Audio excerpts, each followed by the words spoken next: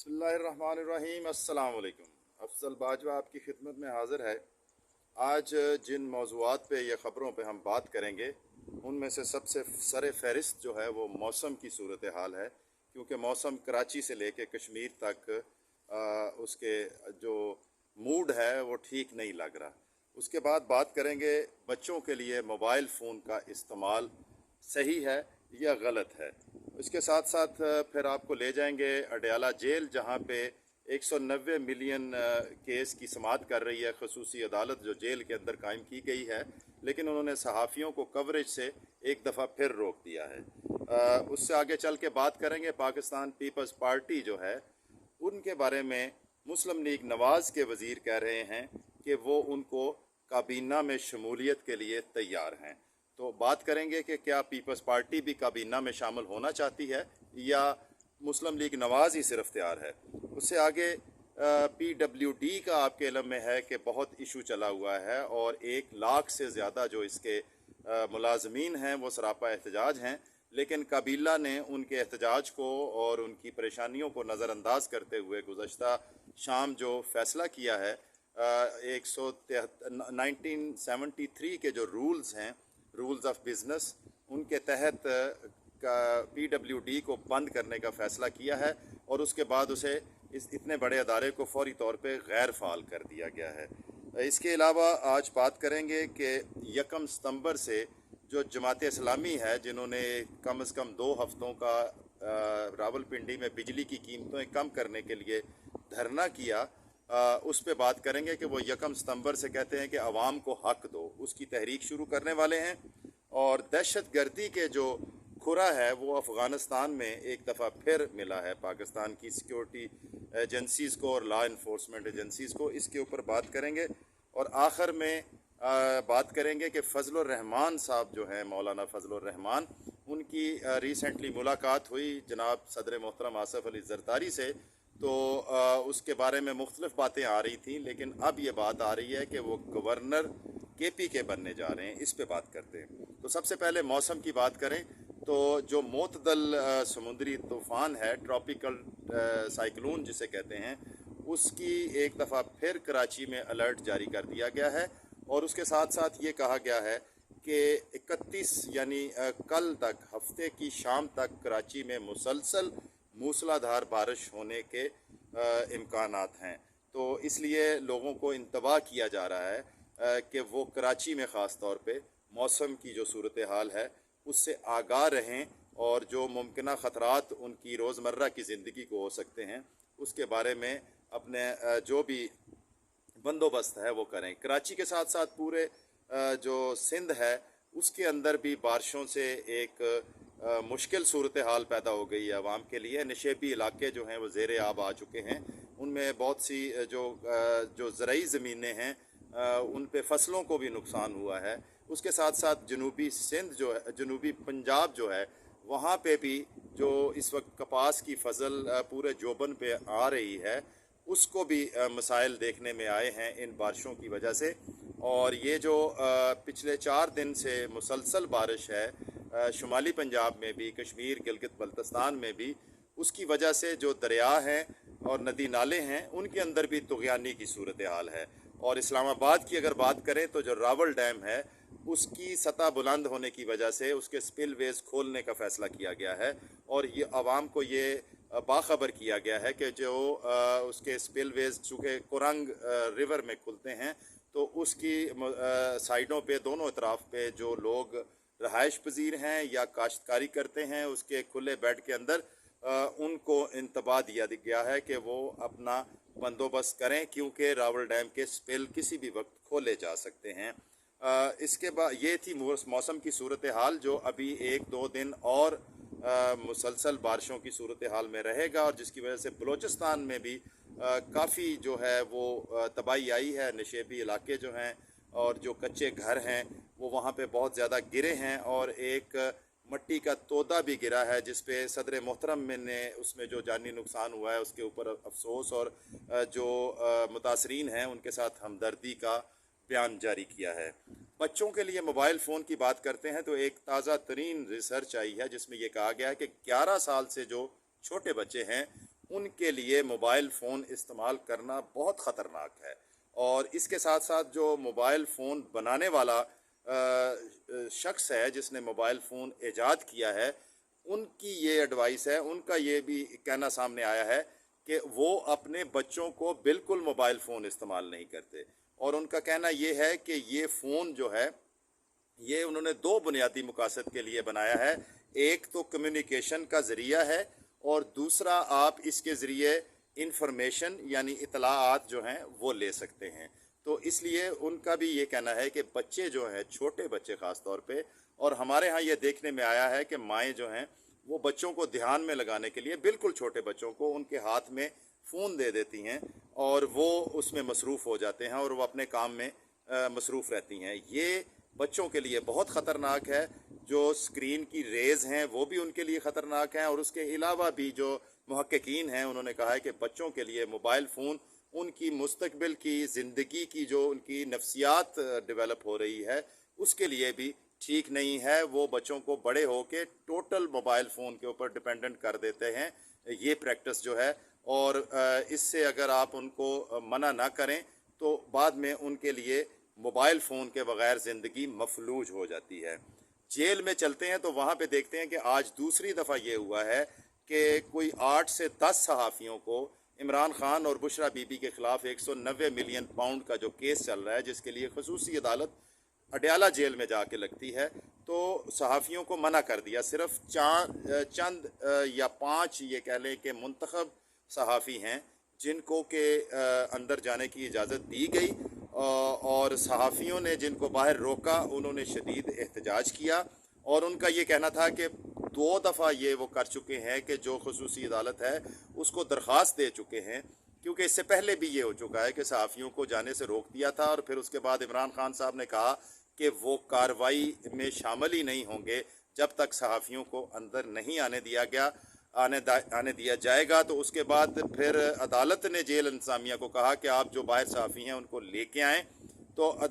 جو جیل انتظامیہ ہے انہوں نے آ کے کہہ دیا کہ باہر کوئی صحافی نہیں ہے، جبکہ جو صحافی اندر موجود تھے انہوں نے عدالت کو بتایا کہ ہم حلفاً کہتے ہیں کہ جیل کے باہر صحافی موجود ہیں. یہ جیل انتظامیہ جھوٹ بول رہی ہے اور بدنیتی پہ مبنی آ کے عدالت کو اطلاع دے رہی ہے کہ باہر صحافی نہیں ہیں. آج پھر یہی ہوا ہے کہ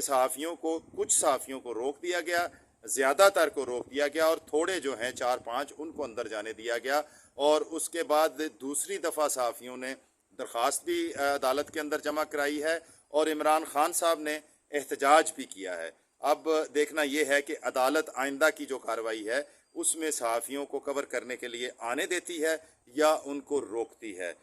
لیکن جیل انتظامیہ جو ہے وہ جب سے سہولت کاری کا مسئلہ اٹھا ہے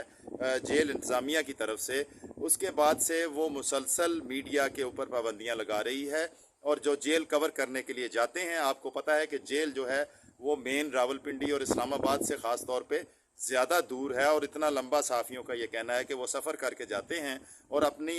جو ذمہ دارانہ پروفیشنل ذمہ داریاں ہیں ان کو پورا کرنے جاتے ہیں. ان کا عمران خان صاحب کی پارٹی یا مخالف پارٹی سے کوئی تعلق نہیں ہے، لیکن وہاں پہ جیل انتظامیہ ان کے اوپر مختلف قسم کے الزامات لگا کے ان کو اندر نہیں جانے دیتی خصوصی عدالت میں. تو یہ ایک مسئلہ ہے جس کو کہ ایڈریس جو ہے وہ خصوصی عدالت ہی کر سکتی ہے، جس کو کور کرنے ہمارے صحافی وہاں پہ جاتے ہیں. تو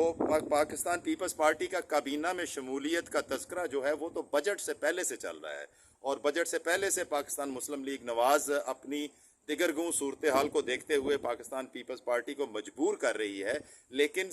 صدر آصف علی زرداری صاحب صدر بننے سے پہلے سے ہی ان کے اوپر جو ہے ان کو آفر تھی کہ وہ اپنے لوگوں کو کابینہ میں شامل کروائیں، لیکن وہ ابھی تک محتاط ہیں اور وہ یہ نہیں چاہ رہے کہ ان کے لوگ جو ہیں وہ کابینہ میں شامل ہوں. آصف علی زرداری صاحب اگر چاہ بھی رہے ہیں، کچھ سینئر جو پاکستان پیپلز پارٹی کے رہنما ہیں، جو ان کے جیتے ہوئے MNAs ہیں، اگر وہ چاہ بھی رہے ہیں سینیٹرز ان کے، تو جو بلاول بھٹو زرداری ہیں جو چیئرمین ہیں پاکستان، آپ جانتے ہیں کہ جو صدر زرداری ہیں وہ کو چیئرمین ہیں، اور بلاول بھٹو زرداری جو ہے وہ چیئرمین ہے پاکستان پیپلز پارٹی کے. تو وہ ہرگز نہیں چاہتے کہ پاکستان پیپلز پارٹی اس حکومت کے ساتھ کابینہ میں شامل ہو. وہ ان کی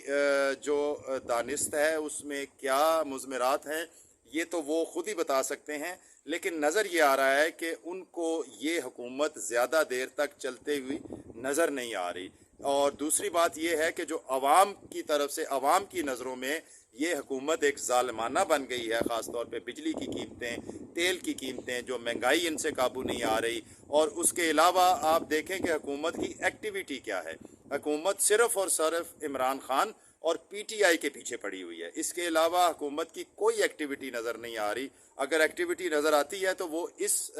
ان باتوں پہ نظر آتی ہے کہ اس ادارے کو بند کر دو، اس ادارے کو بند کر دو۔ ان اداروں کو بند کرنے سے آپ جو ہے وہ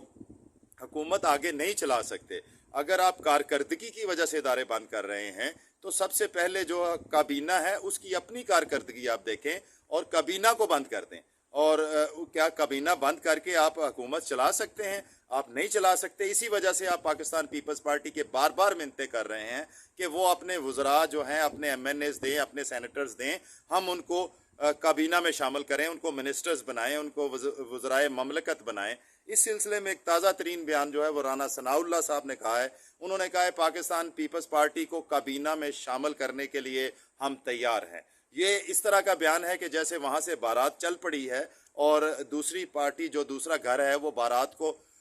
ریسیو کرنے کے لیے، ان کو ویلکم کرنے کے لیے تیار ہے۔ لیکن جہاں پہ صورتحال یہ ہے کہ پاکستان پیپلز پارٹی تو تیار ہی نہیں ہے کابینہ میں شامل ہونے کی، تو آپ کیسے ان کو کابینہ میں شامل کریں گے؟ اس کے ساتھ ساتھ جڑی ہوئی جو خبر دوسری یہ ہے کہ جو ریسنٹ حالیہ ملاقات ہوئی ہے